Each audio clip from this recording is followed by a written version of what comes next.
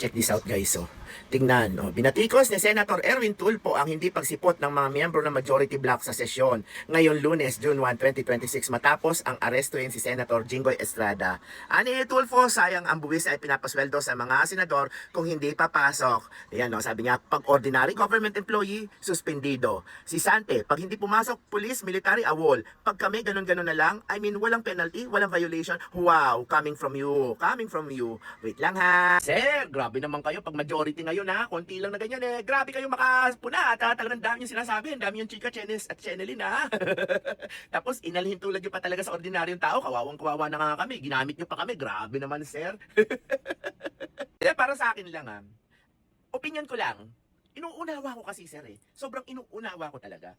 Sir, yung umabsent ka bilang ordinaryong tao. Di ba sir, pagbalik mo sa trabaho kinabukasan ang gagawin mo lang naman magpapaliwanag ka sir. O kaya tatanungin ka kung ba't ka umabsent. O tapos bibigyan ka ng requirements kung ano-ano para mawala yung absent mo na yun. Kung kaya ka naman intindihin ng kumpanya sir eh. Pero sir, halimbawa, kausap mo sir yung boss mo. Di ba? Ando doon ka na sir sa trabaho. Hindi mo nagustuhan yung sinabi ng boss mo kasi meron kayong napagtatalunan sir. Tapos nilayasan mo, tinalikuran mo na lang sir ang boss mo. Sir, ano ba tawag doon sir?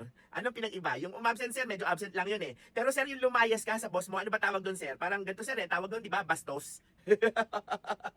Di ba sir? Tawag doon kabastusan sir. Oo. Kasi nandoon ka na. Pero nilayasan mo pa kasi binastos mo lang.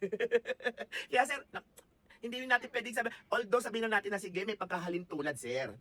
Talagang yung absent at saka yung lumayas, sir. Kaya lang, sir, yun nga, sinasabi ko, yung ginawa kasi na lumayas ng empleyado ng basa-basa pero may pumasok na doon sa trabaho, sir, walang respeto yun. Oo, walang respeto sa trabaho yun or walang respeto yun doon sa kumpanya. Ganon din, sir, yung ginawa nyo sa Senado dati. Diba? At least sila nag-absent na lang. Kasi may problema sila, sir, eh. Diba? Gusto nilang harapin yung problema nila sa majority group, diba, sir? Pero yung ginawa nyo, sir, pambabastos at walang respeto yun. Yun ang pananaw ko lang sir ha. Correct me if I'm wrong, pero yun talaga ang pananaw ko. In the end sir ha, bilang public servant sir, natural kami nagpapasahod sa inyo. Kung tutusin nyo sir, kami yung mga bossing nyo. Ito ngayon ang tanong ko sa mga nakakapanood ng video na to. Although halos parehas lang, sabihin na natin parehas lang halos, di ba kasi nga nag-absent tapos lumayas. Pero sa inyo ha, tanong ko lang, sinong mas kaya nyong tanggapin ulit kinabukasan? Yung nag-absent o yung bumasto sa inyo tapos nawalan yung respeto sa inyo at nilayasan ka? Tingnan nga natin sir, mga nanonood diyan, yung mga sir at saka yung mga ma'am diyan, sino po ang mas tatanggapin ninyo? Sa comment section magbabasa ako ha para maliwanagan din itong si Sir Tulfo.